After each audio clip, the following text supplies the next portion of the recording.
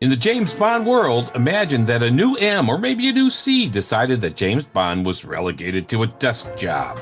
What would James Bond do? Maybe he'd retire. Maybe he'd go rogue, as we saw in License to Kill when M took away his 00 status. Well, there is a 1980 comedy spy movie called Hopscotch that has this scenario. And what the spy Miles Kendig does when he's given desk duty on an internal power play gives us a spy movie that is unique, funny, and well done. All right, hi, this is Dan. And Tom. Of SpyMovieNavigator.com and our podcast show, Cracking the Code of Spy Movies. Join us as we are not going for the safe square. Instead, we're going to see how this game of hopscotch gets played. Now, this movie is a different spy movie than most that we cover. Yeah. It's a comedy, and there aren't a lot of action sequences.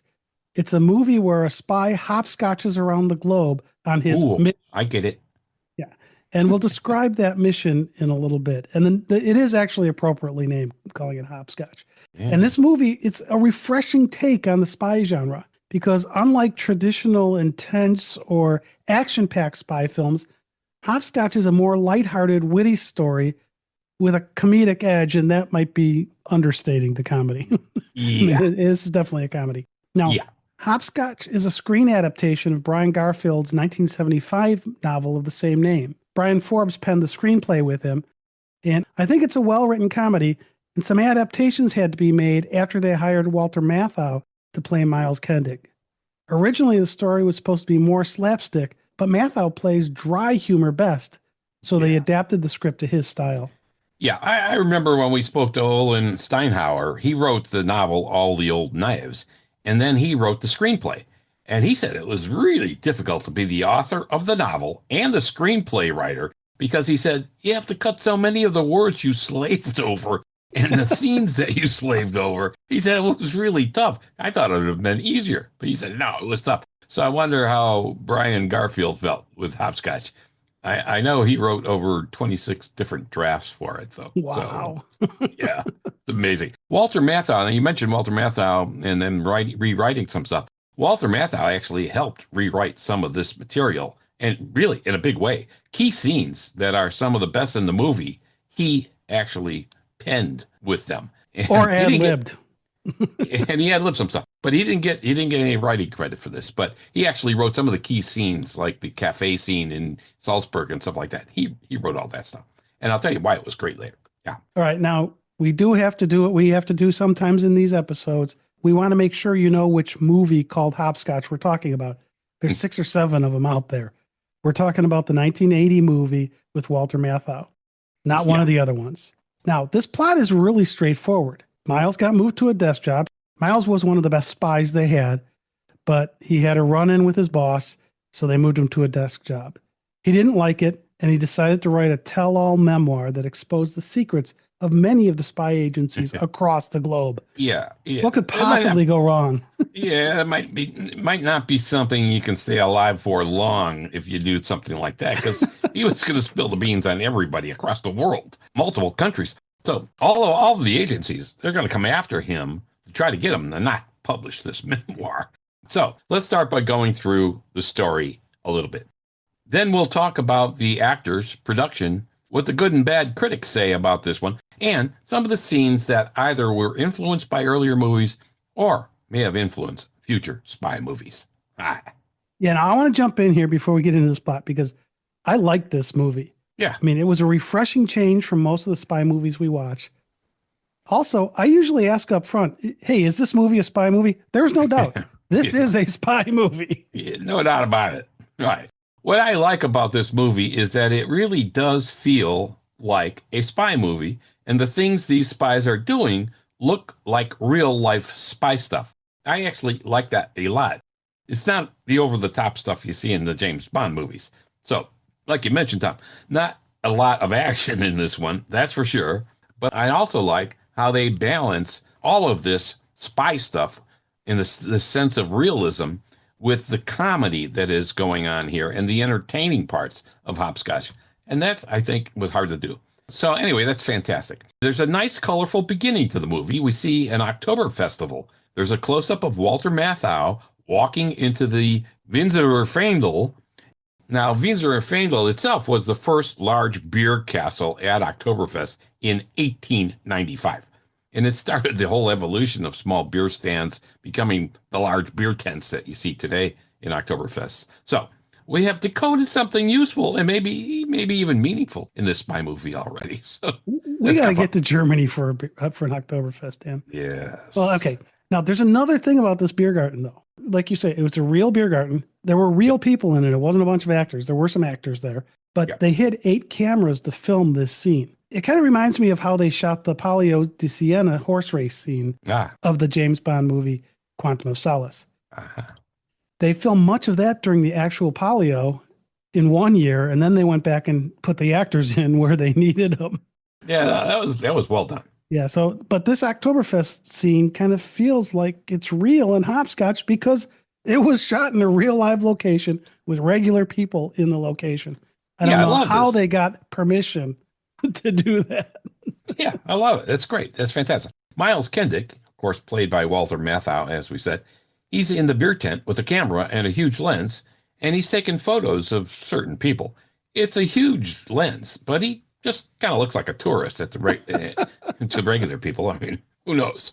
But we know differently, and a couple is kind of apprehended separately. Now, clearly, Kendig is an agent, and he approaches a Russian agent who has something that Kendig wants.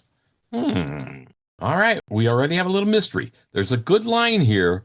The Russian, Yaskov, played by Herbert Lam, says, I could make a run for it.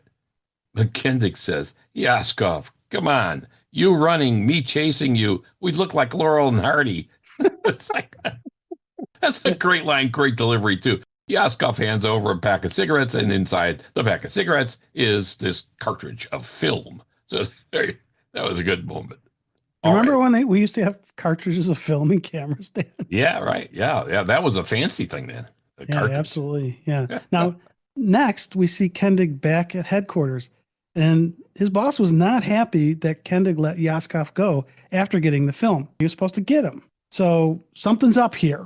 Now, Kendig, we can see when he comes into the office, he's been with the agency for a long time. He knows all the admin's names. He walks in. He's cordial to all of them. He seems to be a really well-liked guy here. And then he walks into a buzzsaw when he gets into his boss's office. Yeah, his boss, Meyerson. All right, so is Kendig sharp? He's been with the agency, like I said, a long time. I always like to know if the name that they chose for a main character, if there's any reason to it, if there's some substance to it. So I looked around. Kendig is thought to be an altered form of the German surname Kendig, which means skillful, knowledgeable, or clever. So keep that in mind as you're watching the movie. Is he skillful, knowledgeable, and clever? Yeah. We'll see. Kendig is good. All right. He gets called into Meyerson's office. That's his boss. And clearly, they do not get along. Meyerson is played by Ned Beatty. He's terrific. Here's an example of the dialogue. Kendig says, Hi, Meyerson. I thought you were taller. I don't remember you being this short. How'd you get so short? That's a good way to start a conversation with your boss. And Meyerson replies, Up yours, Kendig. Good start.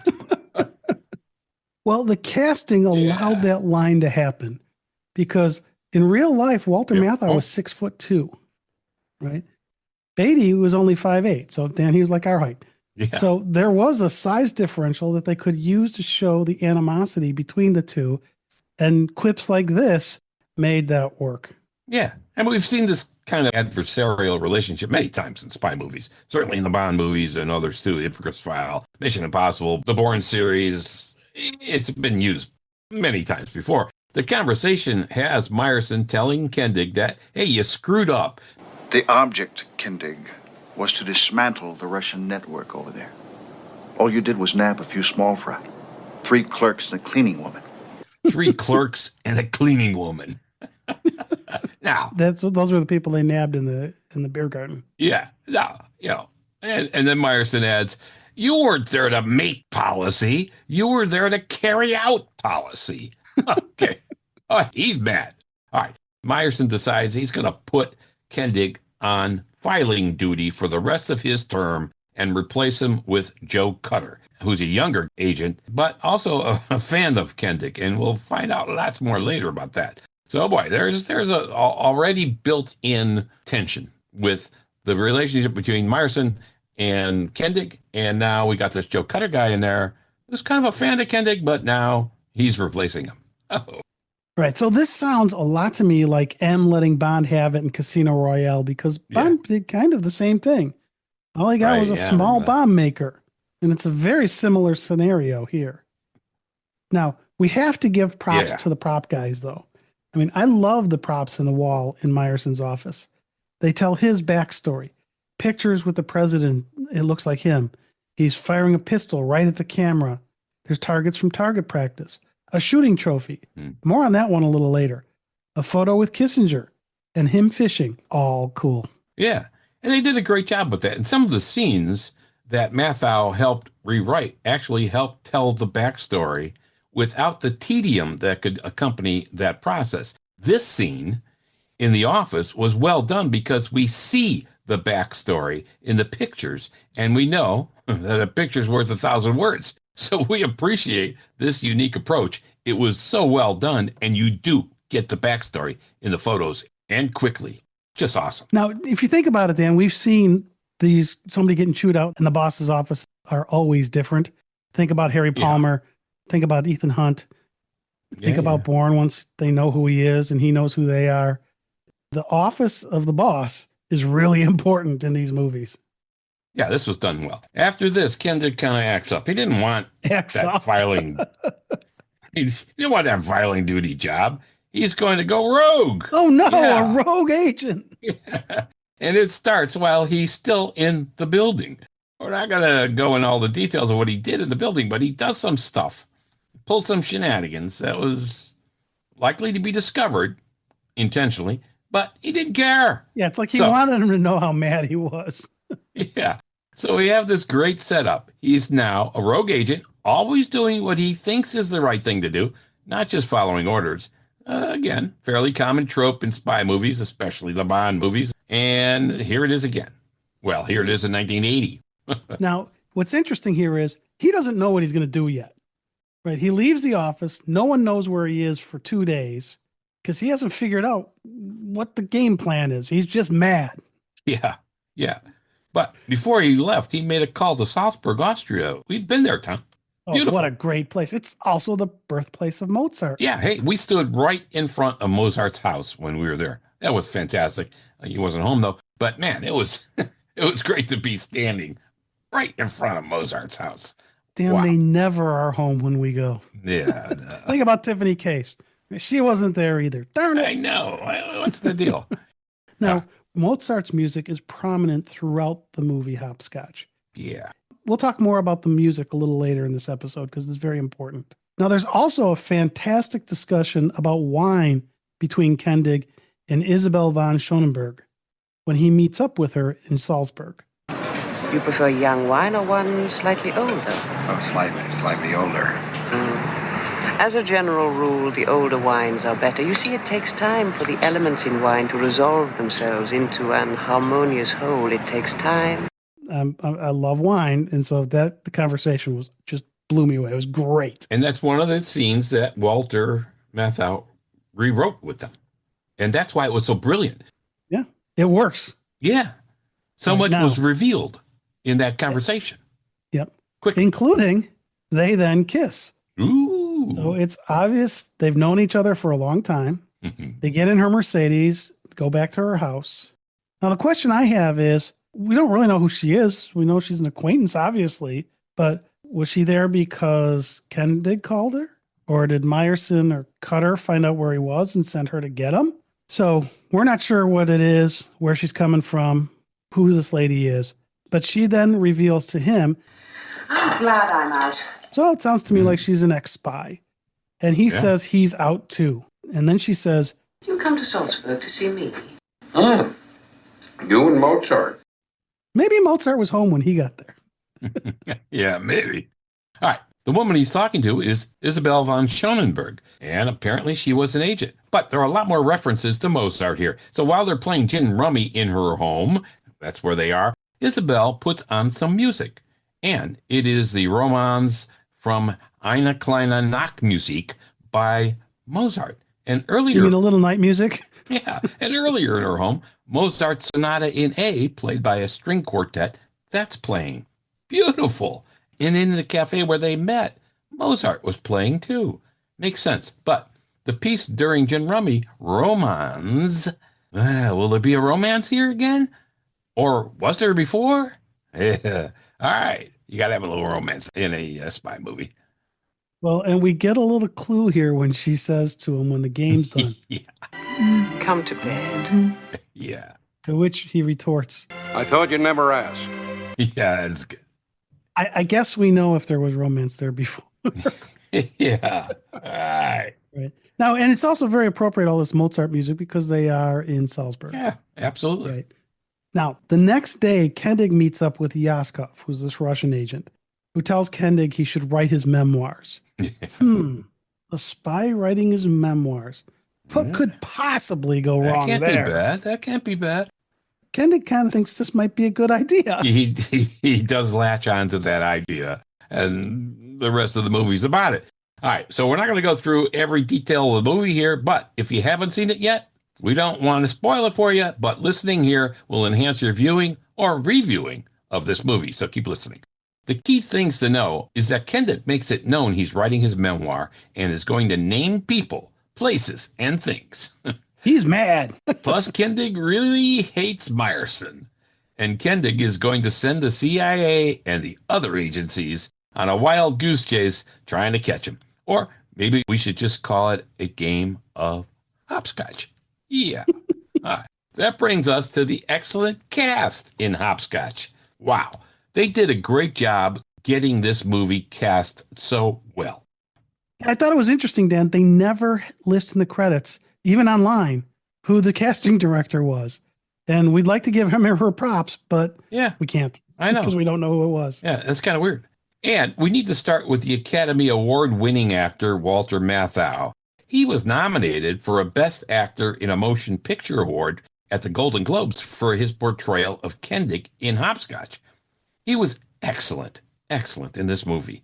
He's always excellent.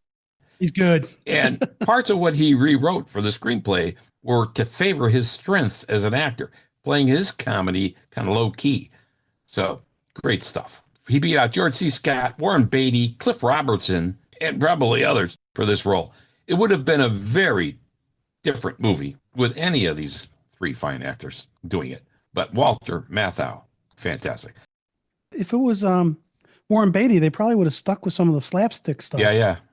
And so they made it more dry humor because it was Walter. Yeah, and it was the right thing to do. Some of the reasons we like Matthau as Kendig are his charismatic presence, his comedic timing, his nuanced performance, and his chemistry with his co-stars.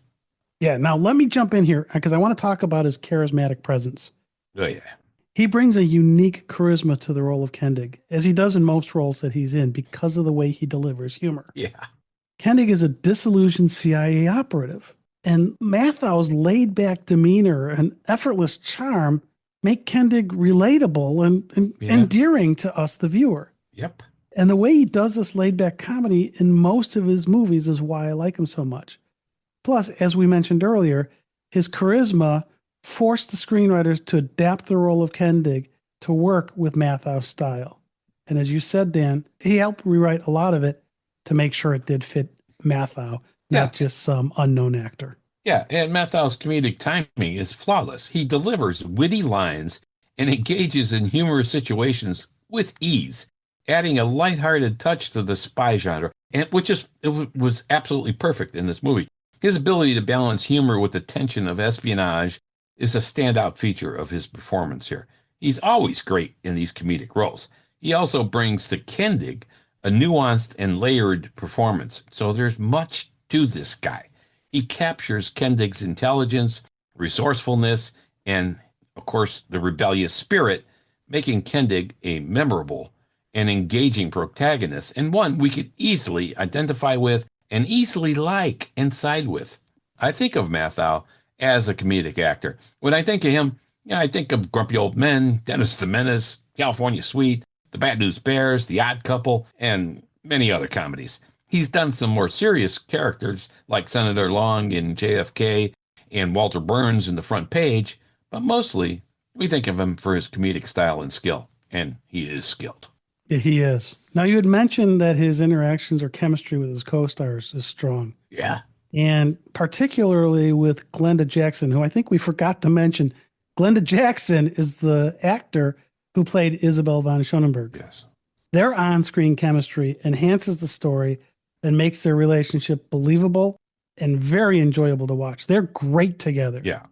Plus, his tit-for-tat relationship with Meyerson only works because of the chemistry between these two really good actors, Walter Matthau and Ned Beatty, who plays Meyerson. Yeah. And next we should talk about Glenda Jackson's performance here as Isabel von Schönenberg. Jackson gives a very strong performance. Isabel is needed to support Kendig's scheme, and Jackson makes it work. They actually did not think they could get Glenda Jackson for this movie, but she had such a great time doing the movie House Calls with Walter Matthau just a couple of years before that she was excited to act again with Matthau. So they got her, and she is good. Her strong performance in Hopscotch is in part due to her chemistry with Matthau, as we just mentioned. This movie doesn't work if those two don't have strong chemistry, and fortunately, they do every minute I agree. Together on the screen. Oh, I agree totally. yeah. I also like the way she was more subtle with her humor than Matthau. And, I mean, getting more subtle than Matthau is something. I mean, yike. Anyway, she had some funny lines and actions, but they were subdued compared to Matthau. Like I said, Matthau is pretty subdued in his comedy, so you got to listen for it. But it's there, and she does it well. That worked extremely well, and she helped make this movie funnier than it would have been if she couldn't do this kind of subtle humor, and she was good with it. Now, unlike Matthau, who had the Golden Globe nomination for this movie, Jackson was thought to be underutilized in this movie. She was needed and had to be good, but people just wanted to see more of her and her interaction with Kendig, and I would kind of agree with that. I think she was such a great, brilliant character in this movie that, yeah, you wanted to see more of her. Yeah, she really does add a lot to the movie and Yeah. makes it more enjoyable, and more of her would have been good. Yeah. All right, so keeping through the actor list, one of my favorite all-time actors, Ned Beatty. This guy was such a versatile actor.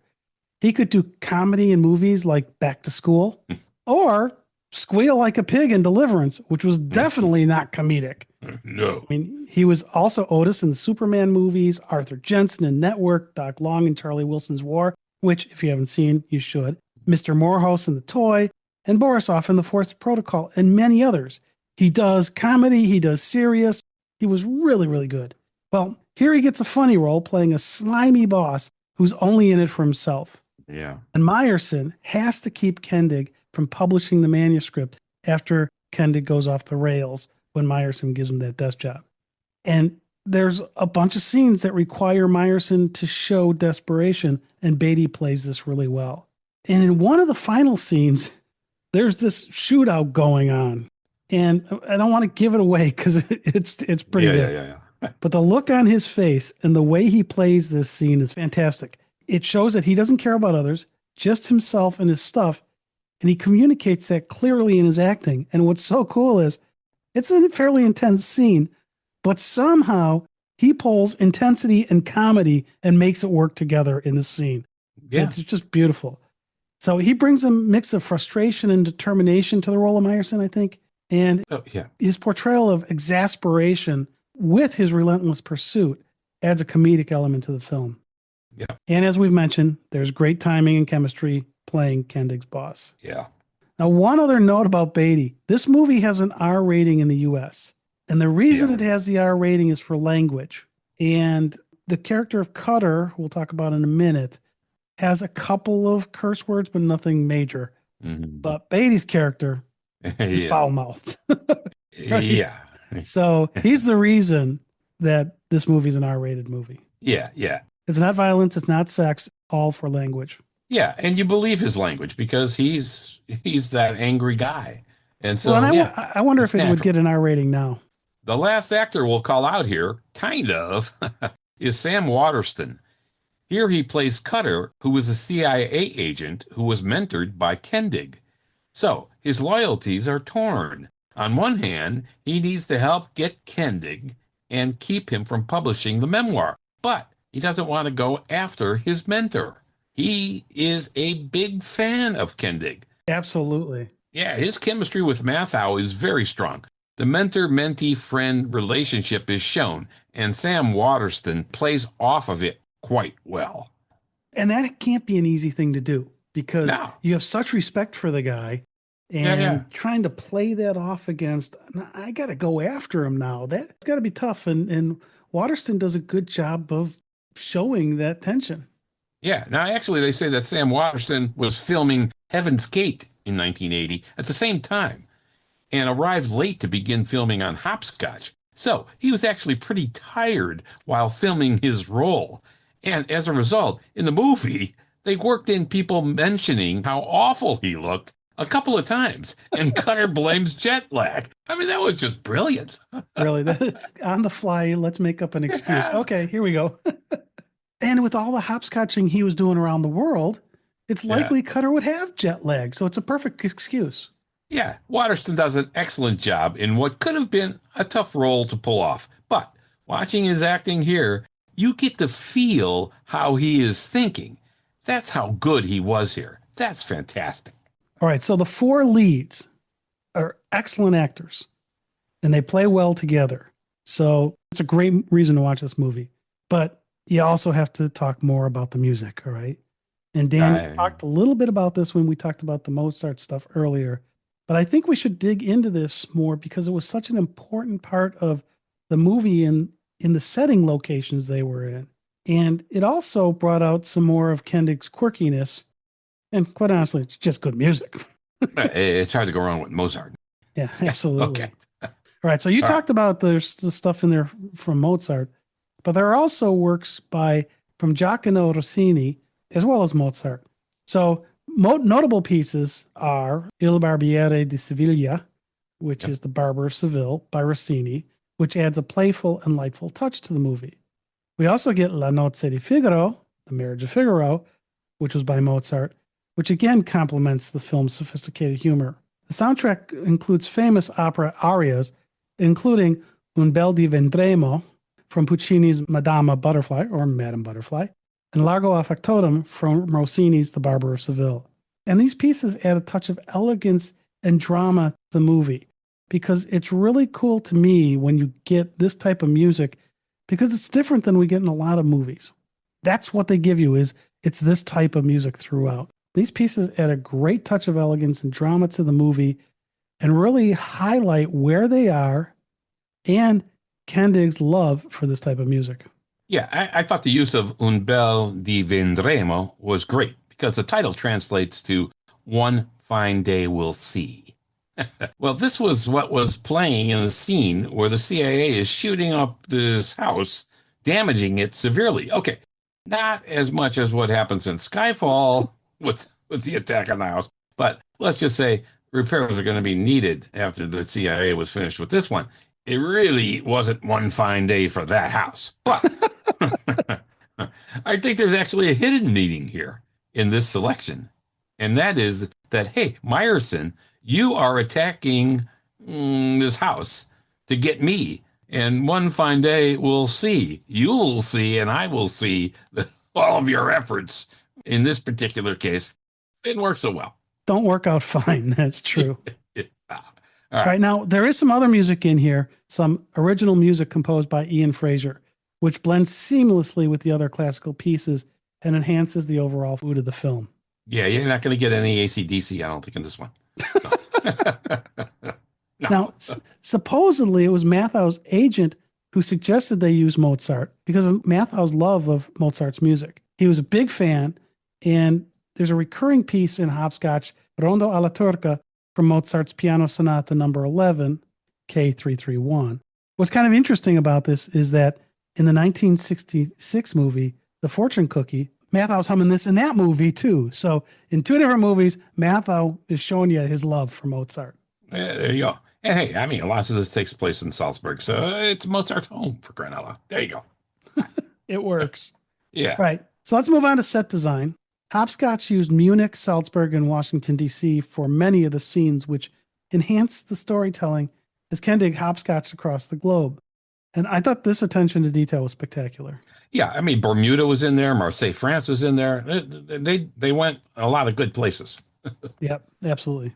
Now, it's kind of weird because there's a backstory that says that Walter Matthau did not want to film in Germany because he was Jewish and he lost family in the Holocaust and so on. But he submitted to doing it for a couple of other reasons that we'll talk about in a minute. Yep, that's true. One other person to highlight is the director, Ronald Name. He directed The Poseidon Adventure and The Prime of Miss Jean Brodie. Yeah. And he does a great job of taking this movie from the comedy to the spy stuff and back again, because he kind of switched modes with it a little bit.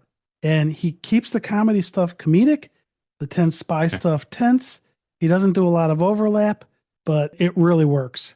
Now, some people thought he did a good job of pacing with this movie. We've talked about pacing in many of our episodes. Yeah. But I think he does a good job here keeping us engaged. And he's also a good visual storyteller. And he lets his actors have the time for character development, which we don't get enough of in some of these movies that we've seen.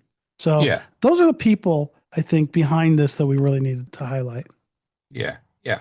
There's some great writing. The dialogue is done well. You can see in some of the videos on YouTube too, he directing them. In fact, that the old cafe scene, he's directing them, telling them, this is how you want to say it because this is really what you're saying when you talk about the old wine or younger wine and whatever. So he's really fantastic with the actors and they love it. And the dialogue is terrific. At one point, I just got a couple of the pieces of dialogue I love. At one point, Yaskov, the Russian agent, he wants to turn Kendig in the field as one of his own agents. He wants to flip him? He wants to flip him. And this is after Kendig's mad.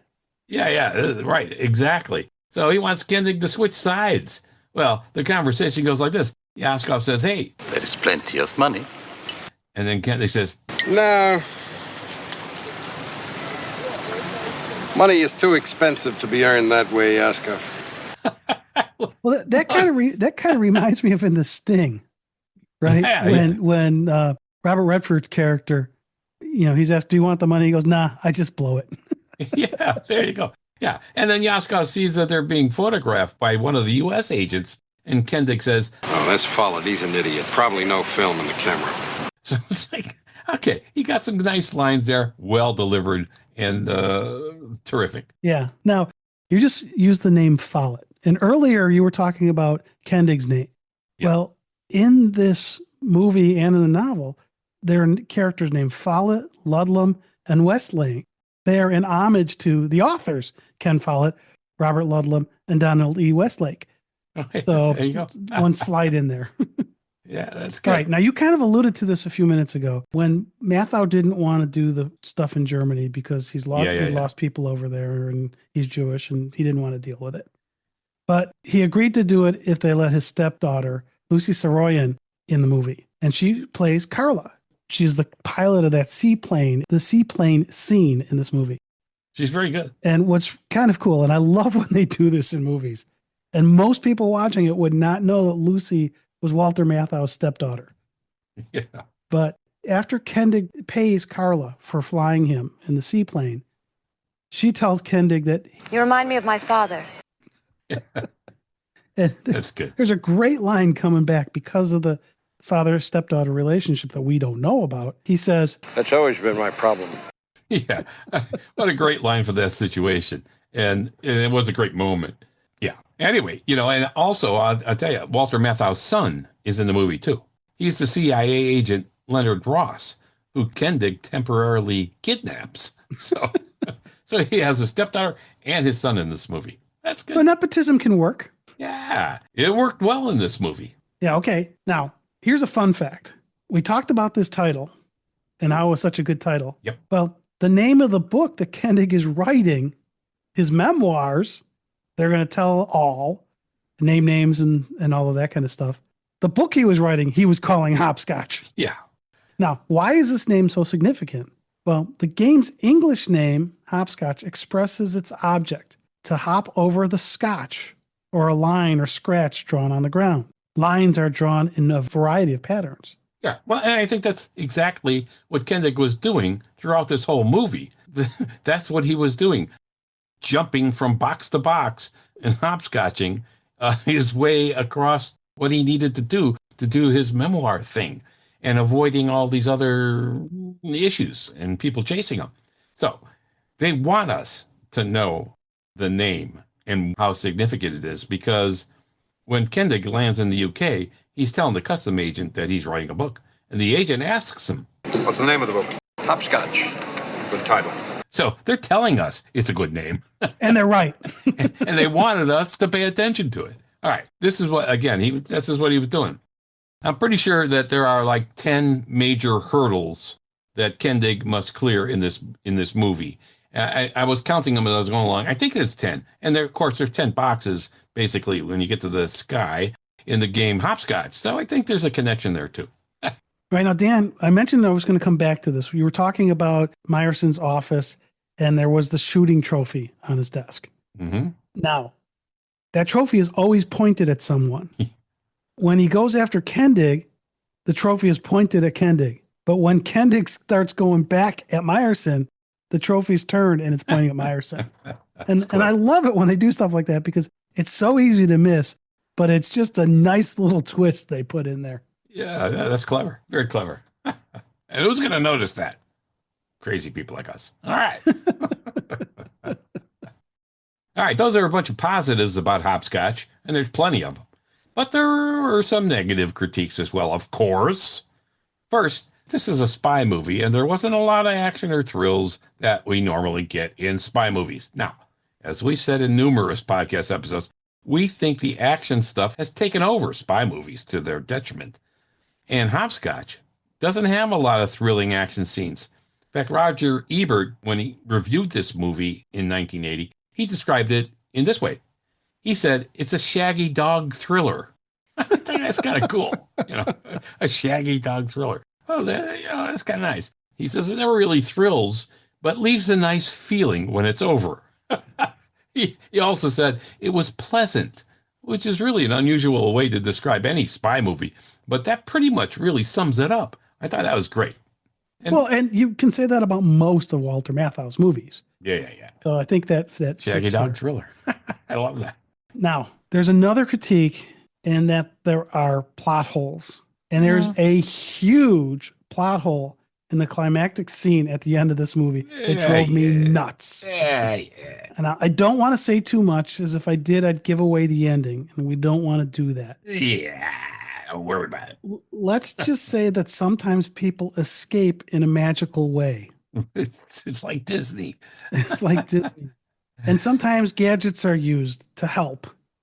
And something in this kind of reminds me a little bit of the James Bond movie For Your Eyes Only, which came out the year after Hopscotch. Now, I think I'm going to leave it at this point, but in that climactic scene, there's a huge plot hole, but I'm not sure how you don't have it.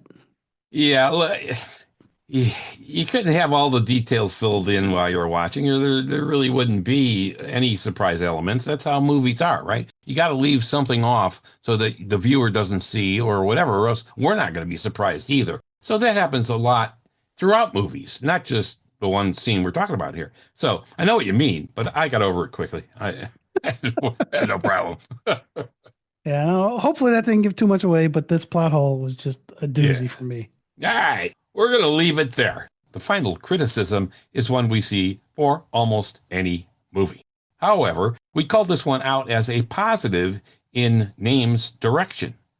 We liked the pacing of this movie, but some critics thought it was too slow with the character development. It's not a fast-paced action spy movie. We know that. We disagree with this criticism 100%, but to each their own. Someone can think that way. I was not bored or bogged down at all during this movie. It was fun the whole way through. So let's close with 3 quick items that we see in many spy movies. First item is that there's a double pursuit. Kendig is being chased by both the CIA and the Soviets. Not a great place to be, but this is a common spy trope. Yeah, another one is there's a casino scene. Yeah. It's something we see in many movies, although here, Kendig's wearing a suit, not a tuxedo. Yeah. And we pointed out in many other spy movies where they're not wearing a tuxedo when they go into the casino, they're just wearing a suit. Yeah. Fairly common thing. Yeah. And finally, there's a train scene. Yeah, you got to have a train scene. We love train scenes in spy movies. Yeah, you can't have a spy movie without a train scene, it seems. So, Hopscotch is definitely a spy movie. Yeah, definitely. There you go. All right, that's a wrap of our decoding of the 1980 spy movie Hopscotch. We think this is a good one. And as of this recording in March 2025, you can find it on Amazon Prime for a fee, or a lower quality version is on YouTube for free. Thanks. This has been Dan And Tom. of SpyMovieNavigator.com and our podcast show, Cracking the Code of Spy Movies. Help us out so we can do more by clicking subscribe to our show. Thanks for spending time with us. We appreciate it.